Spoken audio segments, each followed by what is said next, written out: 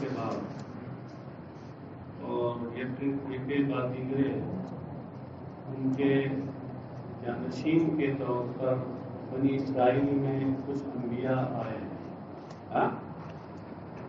تو اس وقت حضرت شمویل نبی تھے. اس قالوا نبی لہو بتایا مفسر وہ شمویل. تو حضرت شمویل کے زمانے کا یہ واقعہ ہے کہ اس وقت ہوا یہ تھا کہ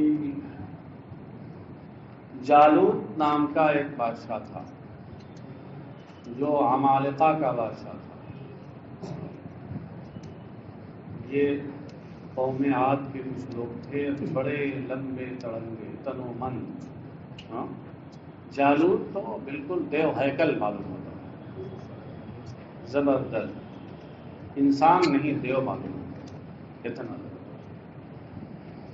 اور ان سبوں نے بنی اسرائیل پر حملہ کر کے اور ان کو خوب تباہ کیا. اور تباہ کرنے کے ساتھ ساتھ ایک صندوق جو تھا اس کو بھی اٹھا لے گئے. یہ صندوق جو بڑی برکتوں والا تھا اور حضرت آدم سے ہوتے ہوئے حضرت موسیٰ تک آیا تھا اور حضرت موسیٰ کے بعد وراثتاً اور بنو اسرائیل میں آیا تھا. اس کی خصوصیت یہ تھی کہ بنو اسرائیل پر جب کوئی نازک موڑ آتا, مشکل مرحلہ آتا, تو صندوق کو آگے کر کے اور اس کے وسیلے سے دعا کرتے تو اللہ تبارک و تعالیٰ ان کی مشکل آسان کر دیتا اور انہیں فتح نصیب کرتا. لیکن ان سبوں نے کیا ہے, یہ بدعملی کا شکار ہوئے, بد اعتقادی کا بھی شکار ہوئے. تو اللہ تبارک و تعالیٰ نے گویا جالوت اور اس کی قوم کو مسلط کیا تھا ان کا دماغ ٹھیک کرنے کے لیے. وہ آیا, حملہ کیا, ان کا صندوق بھی چھین لے. مطلب صندوق میں جو چونکہ تبرکات تھے, توریت کی تختیاں تھیں اور وغیرہ وغیرہ, کیا تھا آگے آ رہا ہے کیا تھا اس پہ چونکہ ان کا عمل نہ رہا تھا تو اس لیے وہ چھین کے لے گئے. اور چھین کے لے گیا تو جانتے کیا کیا, لے جا کے اس کو گندی جگہ پہ گور وغیرہ پہ جہاں گندگی ڈالی جاتی ہے. اس کی وجہ سے اس کی قوم میں بھی تباہی آنا شروع ہو. اور اس کے بعد کا واقعہ ابھی بعد میں ہوگا. بہرحال جب وہ چھین کے لے گیا اور ان کے بہت سے لوگوں کو قتل کیا, بستیاں تباہ کی, تو انہوں نے اپنے نبی حضرت شمویل سے کہا کوئی بادشاہ ہمارے لیے آپ مقرر کر دیجیے تاکہ اس کے ساتھ مل کر ہم اپنے دشمنوں سے جنگ کریں, جہاد کریں. حضرت شمویل نے کہا کہ کیا ایسا نہیں ہے کہ اگر تمہارے اوپر جنگ اور جہاد فرض کر دیا جائے تو کیا اس کی امید نہیں کہ تم لوگ جنگ نہیں کرو گے؟ لگتا ہے توقع یہی ہے کہ تم جنگ نہیں کرو. ابھی مطالبہ کر رہے ہو لیکن اگر اللہ کی طرف سے اگر جنگ تم پر فرض کر دی گئی, جہاد فرض کر دیا گیا, تو ایسی صورت میں توقع یہی ہے کہ تم نہیں کرو گے. تو بولے کہ ما لنا الا نقاتل فی سبیل اللہ وقد اخرجنا من دیارنا وابنائنا. کہنے لگے اب ہمارے لیے کون سا جواز رہ جاتا ہے کہ ہم راہ خدا میں جہاد نہ کریں, جبکہ ہمیں ہماری بستیوں سے, شہروں سے نکال دیا گیا اور ہمارے بیٹوں سے بھی نکال دیا گیا کہ ہمارے بیٹے قید کر لیے گئے اور قتل کر دیا گیا, جدا کر دیے گئے ہم سے. اب اتنا سب کچھ ہونے کے باوجود اب ہمارے لیے وجہ جواز کہاں رہ جاتی ہے کہ اب ہم جہاد نہ کریں اپنے دشمنوں کے خلاف. آگے کہ فلما کتب علیہم القتال تولوا الا قلیل منهم. اور جب ان کے اوپر جہاد فرض کر دیا گیا تو وہی ہوا جو حضرت شمعون نے اپنی توقع ظاہر کی تھی. تولوا الا قلیلا منهم, وہ سب کے سب جہاد سے انہوں نے روگردانی کی, بزدلی کا مظاہرہ کیا, سوائے ان میں سے چند لوگوں کے. یہ چند لوگ کون ہیں؟ یہ وہی لوگ ہیں جن کا ابھی ذکر آ گیا رہا تفصیل سے کہ طالوت کے ساتھ جنہوں نے نہر اور دریا کو پار کیا تھا۔ کیا ہے آگے آپ کو یہاں سے پڑھنا ہے نا کہ وقال لهم نبیہم ان اللہ قد بعث لکم طالوت ملکا۔ وہ تو اجمال بیان کر دیا ہے کہ جہاد فرض کیا گیا تو انہوں نے ساتھ چھوڑ دیا اپنے بادشاہ کا۔ تفصیل یہاں سے کہ ان کے نبی جو حضرت شمویل تھے انہوں نے کہا کہ ہاں طالوت کو اللہ نے تمہارا بادشاہ بنایا۔ طالوت کو بادشاہ بنایا کیسے ہو سکتا ہے؟ طالوت تھے تو بنی اسرائیل کے، لیکن بنی اسرائیل کا مطلب کیا ہے؟ اولاد یعقوب۔ ہاں، حضرت یعقوب کے کتنے بیٹے تھے؟ 12 بیٹے تھے۔ تو اس میں یہ تھا کہ یہودا کے جو بیٹے تھے، تو یہودا کی اولاد میں سلطنت تھی، اور لاوی کی اولاد میں نبوت تھی۔ تو یہودا کا جو خاندان تھا ان کی اولاد کا، وہ شاہی خاندان کہلاتا تھا، یعنی بیت المملکہ کہلاتا تھا۔ اور لاوی کی جو اولاد، لاوی یا لاوا دونوں ہیں بولتے ہیں، میں نے تحقیق نہیں کی کہ صحیح کیا ہے، یہاں اس میں لاوا لکھا کہیں گے لاوی لکھا ہوتا ہے، یاد رہا تو تحقیق کر لیں گے جو بھی ہو۔ تو ان کے خاندان میں یعنی ان کی اولاد میں نبوت تھی، انبیاء بنی اسرائیل جو بعد کے ہوئے انہی کے خاندان میں۔ اور یہ جو طالوت تھے یہ بنیامین کی اولاد میں سے تھے۔ تو جب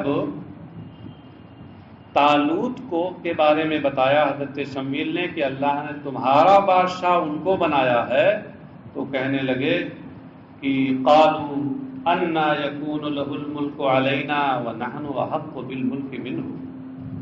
انا بمعنی کیفا، کہنے لگے کہ ہمارے اوپر ان کی بادشاہی کیسے ہوگی؟ ہم تو ان سے کہیں زیادہ بادشاہ ہونے کے حقدار ہیں۔ کیا کہنے کا مطلب تھا ان کا؟ ان کے کہنے کا مطلب یہ تھا کہ لِأَنَّهُ لَيْسَ مِن سِبْطِ الْمَمْلُكَةِ وَلَا النُّبُوَّةِ، اس لیے کہ نہ وہ شاہی خاندان سے ہیں، یہودا کے اولاد میں سے بھی نہیں، وَلَا النُّبُوَّةِ، اور نہ ہی وہ بیت نبوت سے، خاندان نبوت سے ہیں، یعنی لاوی کی اولاد سے بھی نہیں ہے، نہ لاوی کی اولاد سے ہیں کہ خاندان نبوت سے ان کا تعلق ہو، نہ یہودا کی اولاد سے ہیں کہ شاہی خاندان سے ہوں، تو ان کو پھر ہمارے اوپر بادشاہی کا حق کہاں سے ہو جائے گا؟ وہ تو بنیامین کی اولاد میں سے ہیں۔ کہتے ہیں وَكَانَ طَبَّاغًا اور راعیہ۔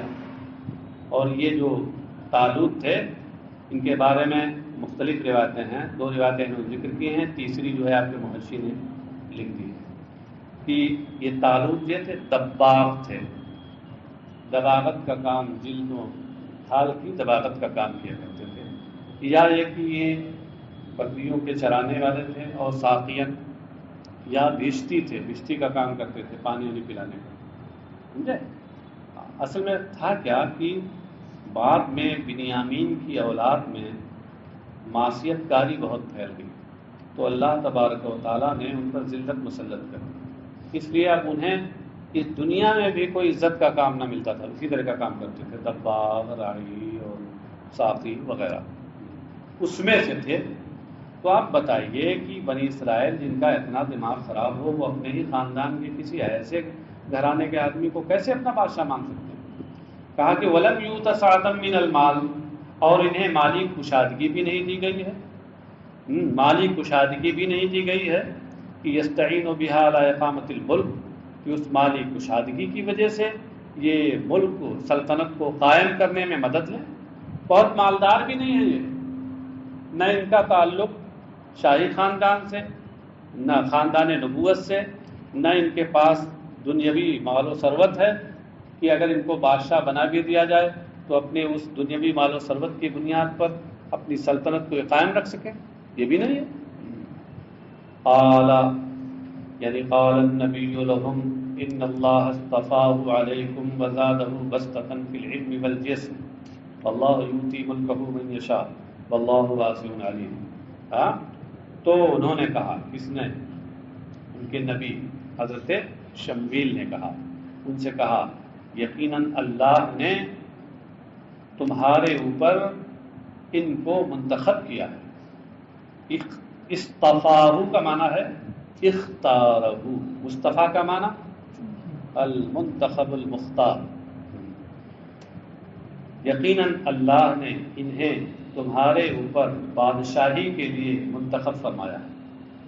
ہاں، نیچے محشی نے لکھا ہے کہ مطلب کہنے کا یہ ہے کہ بادشاہی کے لیے منتخب فرمایا ہے اس نے، اور اللہ کے ہر فعل میں حکمت ہوتی ہے، مصلحت ہوتی ہے، وہ خوب جانتا ہے. محشی نے لکھا نا آپ نے، وہ عالم بالمصالح منہ، تم سے زیادہ وہ مصلحتوں کو جانتا ہے. وزادہ بسطۃ فی العلم والجسم، بسطۃ اے سعۃ فی العلم والجسم، اور اس نے انہیں علم اور جسم و جسمانیت میں کشادگی، خوب کشادگی عطا فرمائی ہے. کیا مطلب ہے؟ حضرت طالوت کے بارے میں مفسر کہتے ہیں مطلب یہ ہے کہ وَكَانَ عَالَمَ بَنِي إِسْرَائِيلَ يَوْمَئِذٍ وَأَجْمَلَهُمْ وَأَتَمَّهُمْ خَلَقًا. اس زمانے میں یہ طالوت بنو اسرائیل میں سب سے زیادہ علم رکھنے والے تھے. یہ بسطتاً فی العلم ہوا، اور وَأَجْمَلَهُمْ وَأَتَمَّهُمْ خَلَقًا، اور ان میں سب سے زیادہ خوبصورت اور سب سے زیادہ تندرست تھے. خلق ہے، خلق مت پڑھیے گا اس کو، تام الخلقت تھے، یعنی سب سے زیادہ تندرست تنومند تھے. یہ ہوا بسطتاً فی الجسم. یہ نہ فرمایا کہ اللہ نے انہیں خوب علم اور جسم کے اعتبار سے کشادگی عطا فرمائی. واللہ یؤتی ملکہ من یشاء، اور اللہ اپنی بادشاہی جسے چاہے دے. من یشاء یعنی من یشاء عطاہ، یہ بتایا کہ یشاء فعل متعدی ہے، اس کا مفعول بھی عطاہ محذوف ہے. اللہ اپنی بادشاہی جسے دینا چاہتا ہے دیتا ہے، یعنی مطلب لا اعتراض علیہ، اس پر کوئی اعتراض نہیں. واللہ واسع فضلہ علیم بمن هو اہل لہ، اور اللہ وسعت والا ہے، یعنی اس کا فضل وسعت والا ہے، اور علیم بما هو اہل لہ، اور وہ خوب جانتا ہے اسے جو اس کا اہل اور حقدار ہے. وقال لهم نبيهم ان آیۃ ملکہ ان یاتیکم التابوت. اچھا صاحب، جب انہوں نے حضرت شمویل نے کہا کہ یہ بادشاہ ہیں، تو کہا یہ تو آپ کا دعویٰ ہے، دلیل چاہیے ہمیں کہ اللہ نے ان کو بادشاہ بنایا ہے، اس پہ دلیل ہوتی. تو جب دلیل مانگی انہوں نے تو کہا کہ ان کے نبی نے کہا ہاں بادشاہی کی نشانی ہے ان کے پاس کہ وہ تابوت جو عمالقہ تمہارے یہاں سے لے کے گئے تھے، وہ ان کی بادشاہی کی نشانی ہے کہ وہ تابوت تمہارے پاس اب آ جائے گا. سمجھے؟ ہاں، یہی ان کی بادشاہی کی نشانی ہے. اب واقعے کو ادھر سے جوڑ لیجیے. وہ جو عمالقہ جالوت کے آدمی اس کو لے کے گئے تھے، اس کو گندی جگہوں پہ رکھ دیا.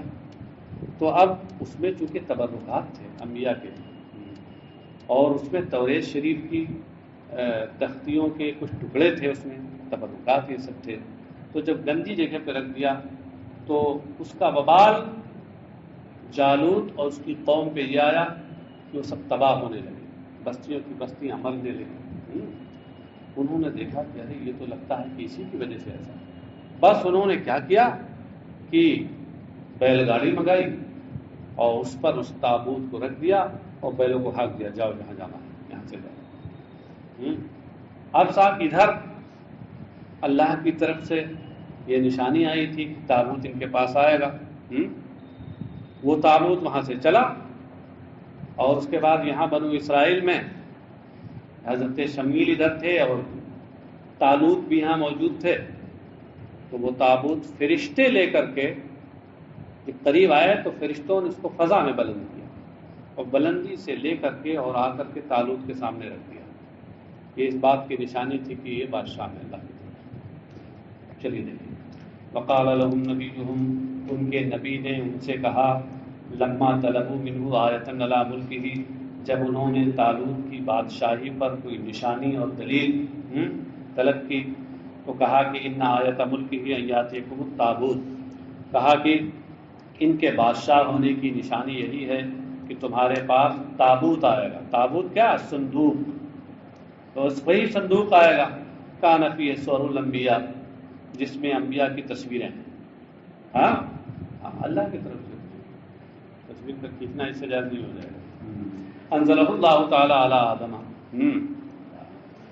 اللہ تعالیٰ نے یہ صندوق حضرت آدم کے اوپر اتارا. واستمر الیہ، اور یہ برابر جو ہے یہ ان کے پاس آیا، یعنی مسلسل ہوتا ہوا بنو اسرائیل کے پاس آیا. فغلبتہم العمالقہ علیہ، تو عمالقہ نے ان پر غلبہ پا کر کے اس کو حاصل کر لیا. وہی عمالقہ یہ طالوت کے جالوت کے جو لوگ تھے وہی عمالقہ. عمالقہ اس لیے کہتے تھے کہ عملیق ابن عاد کی اولاد میں سے تھے اور بڑے تنو مند ہوتے، لمبے تڑنگے ہوتے تھے. ان کے سامنے بنی اسرائیل لگتا تھا کہ جیسے دیووں کے سامنے چھوٹی چھوٹی بکریاں کھڑی ہوئی. وَأَخَذُوهُ، اور صندوق کو عمالقہ نے ان سے لے لیا تھا. وَكَانُوا يَسْتَفْتِحُونَ بِهِ عَلَىٰ عَدُوِّهِمْ، جبکہ بنو اسرائیل، اخذوہ میں واو ضمیر جمع کا مرجع عمالقہ ہے، اور کانوا یستفتحون اس میں جمع ضمیر کا مرجع بنو اسرائیل ہے. عمالقہ کی طرف لوٹا دیجیے گا ضمیر. ہاں، بنی اسرائیل اس صندوق اور اس تابوت کے ذریعے سے اپنے دشمنوں کے خلاف فتح و نصرت کی دعا کیا کرتے تھے. وَيُقَدِّمُونَهُ فِي الْقِتَالِ، اور جنگ میں اور جہاد میں اسے آگے رکھتے تھے. وَيَسْكُنُونَ إِلَيْهِ، اور اس سے سکون حاصل کرتے تھے. جب وہ رہتا تو انہیں اطمینان ہوتا کہ فتح و نصرت ہماری ہوگی. کما قال تعالی، جیسا کہ ارشاد باری تعالی ہے، فیہ سکینۃ من ربکم وبقیۃ مما ترک آل موسیٰ وآل ہارون، کہ اس میں سکینہ ہے، یعنی تمہارے دلوں کا اطمینان ہے، تمہارے دلوں کے لیے اطمینان کا سامان اس میں ہے تمہارے رب کی طرف سے. اور موسیٰ اور ہارون نے جو کچھ چھوڑا ہے اس کا کچھ بچا کچا حصہ اس میں. مما ترکا آل موسیٰ وآل ہارون، کہتے ہیں اے ترکاہو، یہ ترکاہو کہہ کر کے اشارہ اس بات کی طرف کر رہے ہیں کہ دونوں میں جو آل ہے یہ زائد ہے. آل موسیٰ اور آل ہارون سے مراد خود موسیٰ اور ہارون. یہ عرب اس لفظ کو استعمال کرتے ہیں. کبھی کبھی آل فرعون بولتے ہیں، فرعون مراد ہوتا ہے، سب ہوتا ہے. وَهُوَ نَعْلَى موسیٰ، اب یہ کہ موسیٰ اور ہارون کے ترکے کا بھی کچھ حصہ ہے بچا کچا. وہ کیا ہے؟ وَنَعْلَى موسیٰ وَعَصَاهُ وَعِمَامَةُ هَارُونَ وَقَفِيزٌ من المن الذي كان ينزل عليهم ورضاد الالواح. یہ حضرت موسیٰ کے نالین شریفین، ان کی لاٹھی، وہی بڑی کارگر لاٹھی رزدہوں کو نگل جاتی تھی، اور حضرت ہارون کا امامہ، اور اس من، ایک قفیز من، قفیز ایک پیمانہ ہوتا ہے، ہاں، یعنی کچھ من، وہ من جو بنی اسرائیل پہ اترا کرتا تھا، من و سلوا والا من، وہ بھی تھا اس میں کچھ. اور رضاد الالواح، الواح سے مراد ہے الواح التوراہ، اور توریت کے تختیوں کے کچھ ٹکڑے تھے، رضاد ٹکڑے. توریت قرآن کی طرح نازل نہیں ہوئی تھی، وہ تو تختیوں کی شکل میں لکھی لکھائی یکبارگی حضرت موسیٰ پہ نازل ہوئی. اس کی تختیاں جو ہیں کچھ ٹوٹ گئی تھی، وہ بھی اس میں بطور تبرک رکھی ہوئی تھی اس صندوق میں. تحملہ الملائکہ، تو کیا اس کا تعلق ادھر سے حال ہے؟ نبی نے کہا کہ تم کی بادشاہی کی نشانی یہ ہے کہ صندوق تمہارے پاس آئے گا. کیسے آئے گا؟ تحملہ الملائکہ، فرشتے اسے اٹھائے ہوں گے، فرشتے لیے ہوئے آئے ہوں گے اس کو. حال من فاعل یاتیکم، کہہ رہے ہیں یاتیکم جو اوپر ہے یاتیکم اس کے فاعل سے حال ہے. ان فی ذلک لآیۃ لکم ان کنتم مؤمنین، یقیناً تمہارے لیے، یقیناً اس میں تمہارے لیے نشانی ہے طالوت کے بادشاہ ہونے پر. ان کنتم مؤمنین، اگر تم ایمان والے ہو. کہتے ہیں مفسر کہتے ہیں فحملته الملائکۃ بین السماء والارض وهم ينظرون الیہ حتی وضعته عند طالوت. فأقروا بملكه وتسارعوا إلى الجهاد فاختار من شبانهم 70,000. تو فرشتے اسے آسمانوں زمین کے درمیان اٹھائے ہوئے تھے، جبکہ بنو اسرائیل دیکھ رہے تھے کہ آسمان و زمین کے درمیان وہ صندوق فرشتے اٹھائے ہوئے ہیں. حتی وضعته عند طالوت، جہاں تک کہ فرشتوں نے وہ صندوق اور وہ تابوت حضرت طالوت کے پاس لا کے رکھ دیا. فاقروا بملکہ، تب بنو اسرائیل نے ان کے بادشاہ ہونے کا اقرار و اعتراف کیا کہ ہاں اب ہم مانتے ہیں بادشاہ. وتسارعوا الی الجہاد، اور پھر اب جہاد کی طرف وہ لپکے، کہا کہ ہاں اب جہاد کے لیے تیار. فاختار من شبانہم 70، اختارا میں ضمیر ہوا کا مطلب طالوت. ہاں تو حضرت طالوت نے بنو اسرائیل کے جوانوں میں سے 70,000 کو منتخب کیا کہ اب یہ فوج کا حصہ بنے اور یہ عمالقہ سے یعنی جالوت کی فوج سے جنگ کرے. فلما فصل طالوت بالجنود، فصل بمعنی خرج، تو جب طالوت فوج کے ساتھ وہاں سے جدا ہوئے یعنی نکلے باہر، وہاں سے کہاں سے؟ من بیت المقدس، بیت المقدس سے نکلے. وکان حرا شدیدا وطلب منه الماء، اور بہت زیادہ گرمی تھی تو بنو اسرائیل نے ان سے پانی مانگا. بڑے بے صبرے تھے بنی اسرائیل، ہے نا، حضرت موسیٰ سے جگہ جگہ مانگتے تھے تو ان سے پانی کی درخواست کی گئی، پانی پیاس لگی ہے، پانی چاہیے. قال ان اللہ مبتلیکم بنہر، مبتلیکم یہ ابتلا سے اس میں فاعل ہے. ابتلا بمعنی اختبار و امتحان، تو مبتلی کا معنی ہوا مختبرکم ممتحنکم. تو انہوں نے کہا کہ اللہ تعالیٰ تمہیں ایک دریا کے ذریعے تمہارا امتحان لے گا. تم کو پیاس لگی اس گرمی میں، امتحان لے گا. سن لو، یہ دریا جو سامنے آ رہا ہے، اس سخت گرمی اور سخت پیاس کے باوجود تم کو پانی نہیں پینا ہے. اس میں سے پانی اگر پیو گے تو کام سے گئے تم دے، اور جو صبر کر لے گا وہ امتحان میں کامیاب ہو جائے گا، بامراد ہوگا. مبتلیکم یعنی مختبرکم بنہر لیظہر المطیع منکم والعاصی، امتحان لے گا تاکہ تم میں سے جو فرما بردار ہے اور جو نافرمان ہے وہ ظاہر ہو جائے. امتحان میں یہی تو ہوتا ہے کہ کون پاس ہے کون فیل ہے، ظاہر ہو جائے. کیوں امتحان اسی لیے تو ہوتا ہے. وَهُوَ بَيْنَ الْأُرْدُنِ وَفِلَسْطِينَ، اور یہ جو دریا ہے یہ اردن اور فلسطین کے درمیان ہے. اس کو پار کرنے کے بعد وہیں پر ان کی بستیاں تھیں، جالوت اور عمالقہ کی بستیاں تھیں، وہیں ان سے لڑنا تھا جاتا. فمن شرب منه فليس مني ومن لم يطعمه فإنه مني إلا من اغترف غرفة بيده فشربوا منه إلا قليلا منهم.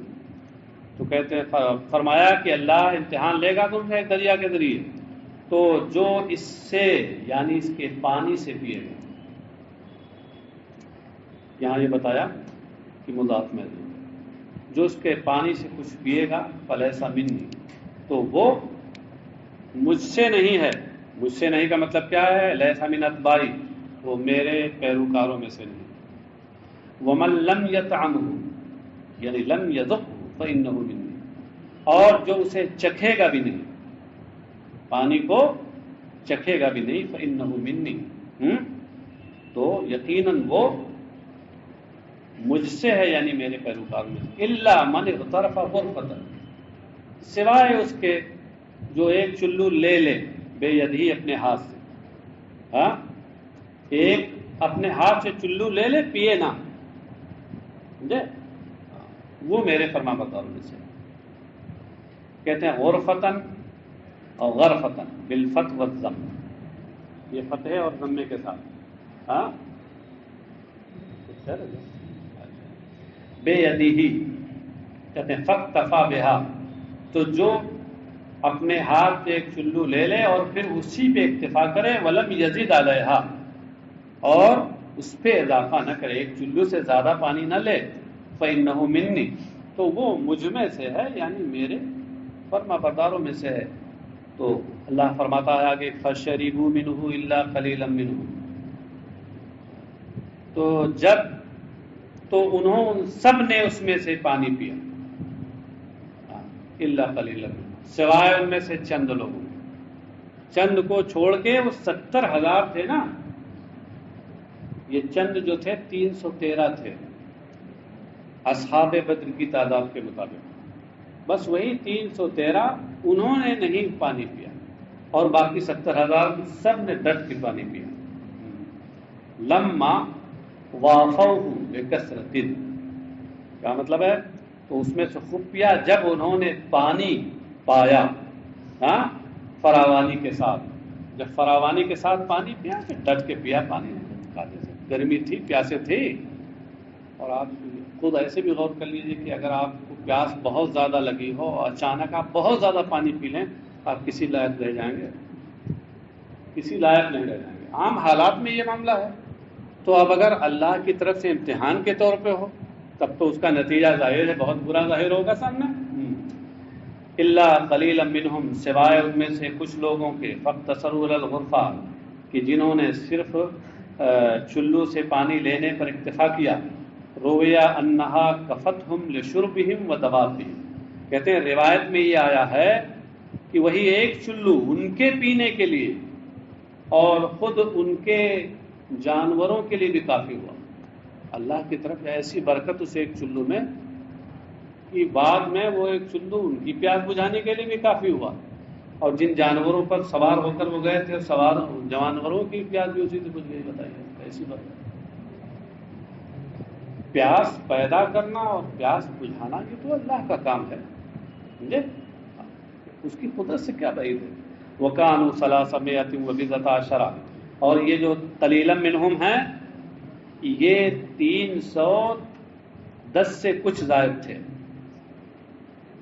310 کے معنی میں 310 اور 20 یہ 3 سے لے کر 10 تک کی تعداد کو بولا جاتا ہے، تو 310 سے کچھ زائد، دوسری روایتوں سے معلوم ہوتا ہے کہ 313 تھے اصحاب بدر کی تعداد کے مطابق۔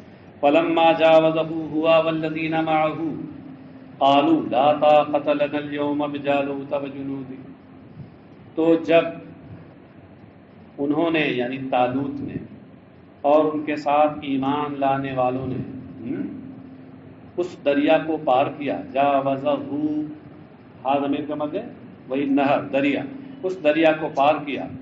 یہ کون ہیں؟ ہم الذین اقتصروا علی الغرفہ، تو یہ وہی لوگ ہیں جنہوں نے ایک چلو لینے پہ اکتفا کیا تھا، صرف ایک چلو لیا تھا۔ انہوں نے حضرت طالوت کے ساتھ جب دریا پار کیا، قالوا اے الذین شربوا، تو انہوں نے کہا، جنہوں نے پیا تھا، الذین شربوا لا طاقۃ لنا اليوم بجالوت وجنودہ اے بقتالہم وجبنوا ولم یجاوزوا۔ یہ اصل میں اس لیے قالو کے ضمیر کا مرجع بتا دیا، کہیں ایسا نہ ہو ادھر ہی لوٹا دیں آپ جو قریب میں ہے تو معاملہ گڑبڑ ہو جائے۔ جیسے ابھی اوپر ایک موقع گزرا ہے نا وہاں کہ بنو اسرائیل کی طرف بھی ضمیر لوٹ سکتی تھی اور عمالقہ کی طرف بھی لوٹ سکتی تھی۔ پہلے والی ضمیر بنو اسرائیل کی طرف تھی اور بعد والی جو ہے وہ عمالقہ، نہیں، بعد والی بنو اسرائیل کی طرف تھی اور پہلے والی عمالقہ کی طرف لوٹ رہی تھی۔ تو ایسے یہاں پر بھی انتشار ضمائر کا خطرہ تھا، اس لیے تعین کر دی کہ جنہوں نے پانی پیا تھا وہ بولے کہ لا طاقۃ لنا اليوم بجالوت وجنودہ، اب آج تو ہمیں جالوت اور اس کی فوجوں سے جنگ کرنے کی ہمارے اندر طاقت نہیں، سکت نہیں۔ وجبن، اور بزدلی کا مظاہرہ کیا انہوں نے، ولم یجاوزوہ، اور اس دریا سے آگے نہیں بڑھے۔ بڑھے کتنے لوگ؟ وہی 313 جو بچے تھے جنہوں نے چلو لیا تھا بس۔ قال الذين يظنون انهم ملاقو الله كم من فئة قليلة غلبت فئة كثيرة بإذن الله والله مع الصابرين، اور انہوں نے کہا، انہوں نے الذين يظنون، انہوں نے کہا کہ جو یظنون یعنی یوقنون، ظن کبھی یقین کے معنی میں ہوتا ہے، یہاں یقین والے معنی میں ہے، اور انہوں نے کہا کہ جنہیں اس بات کا یقین ہے کہ وہ اللہ سے ملنے والے ہیں، بالبعث، مرنے کے بعد دوبارہ زندہ کیے جانے کے بعد۔ بعض کا مطلب کیا ہوتا ہے؟ وَهُمُ الَّذِينَ جَاوَزُوا، اور یہ وہی لوگ ہیں 313 جنہوں نے اس دریا کو پار کیا تھا۔ انہوں نے کہا کہ کم من فئۃ قلیلہ، اس میں کم خبریہ ہے، کثیر کے معنی میں آتا ہے۔ فئۃ کا معنی جماعت کا ہے، تو مطلب کیا ہوا کہ کثیر من جماعت قلیلۃ غلبت جماعت کثیرۃ، بہت ایسا ہوا کہ چھوٹی جماعت، تھوڑے افراد پر مشتمل جماعت نے بڑی جماعت پر، یعنی بہت سی زیادہ افراد رکھنے والی جماعت پر غالب ہو گئی اللہ کے حکم اور ارادے سے۔ فتح و نصرت تو سب اللہ کے حکم پہ ہوتی ہے، قلت و کثرت پر اس کا مدار نہیں ہے۔ واللہ مع الصابرین، اور اللہ صبر کرنے والوں کے ساتھ ہے، یعنی اپنی مدد، اپنی نصرت و حمایت کے ساتھ، یعنی اللہ کی نصرت و حمایت کے ساتھ۔ اس کی تشریح تو گزر چکی ہے۔ وَلَمَّا بَرَزُوا لِجَالُوتَ وَجُنُودِهِ قَالُوا رَبَّنَا أَفْرِغْ عَلَيْنَا صَبْرًا وَثَبِّتْ أَقْدَامَنَا وَانصُرْنَا عَلَى الْقَوْمِ الْكَافِرِينَ، جب وہ سب جالوت اور اس کی فوجوں کے سامنے آئے، ظاہر ہوئے، اے ظہروا لقتالہم وتصافوا، یعنی جب ان سے جنگ کرنے کے لیے، جہاد کرنے کے لیے یہ لوگ نکلے، وتصافوا، اور صف بندی کر لی، میدان میں صفیں لگا لی، صف بندی کر لی، تصافا یا تصافا۔ قالوا، تو یہ دعا کی، ربنا افرغ علینا صبرا، افرغ یفرغ افراغ، اس کے معنی انڈیل دینا ہوتا ہے، جیسے صبا یصب کا معنی ہوتا ہے انڈیل۔ افرغ اے اسبغ علینا صبرا، اے ہمارے پروردگار ہم پر صبر انڈیل دے۔ صبر کو پانی سے تشبیہ دی، کیوں؟ اور مشبہ بھی پانی کو حذف کر کے اس کے لوازم و مناسبات میں سے صبر کو ذکر کیا، استعارے مکنیہ کے طور پر۔ ہاں، کہا ہے ہمارے رب ہم پر صبر انڈیل دے، وثبت اقدامنا، اور ہمیں ثابت قدم فرما، ثابت قدم رکھ، بتقویت قلوبنا علی الجہاد، ہمیں ثابت قدم رکھ مطلب کیا ہے؟ یعنی جہاد پر ہمارے دلوں کو قوی بنا کے، ہمارے دلوں کے اندر جہاد کی قوت پیدا فرما دے تو، یہ ہے ثابت قدم رکھنے کا۔ کیونکہ ظاہر سی بات ہے کہ یہ کمزوری اصل پہلے دل میں پیدا ہوتی ہے۔ جب انسان کا دل جب بکری کا دل بن جاتا ہے تو پھر بزدلی ہوتی ہے۔ اس کے بعد بز کا معنی کیا ہوتا ہے جی؟ بکری پہ ہوتے ہیں نا، بکری جیسا خوف زدہ دل ہوتا ہے، بزدلی ہوتی ہے، اور اس کے بعد اس کے قدم اکھڑتے ہیں۔ تو شیر دل آدمی کب ہوتا ہے؟ جب دل قوی ہوتا ہے، شیر دل۔ تو ہمارے قدم، ہمیں ثابت قدم رکھ، جہاد پر ہمارے دلوں کو قوت بخش کر، وانصرنا علی القوم الکافرین، اور ان کافروں پر ہماری مدد فرما۔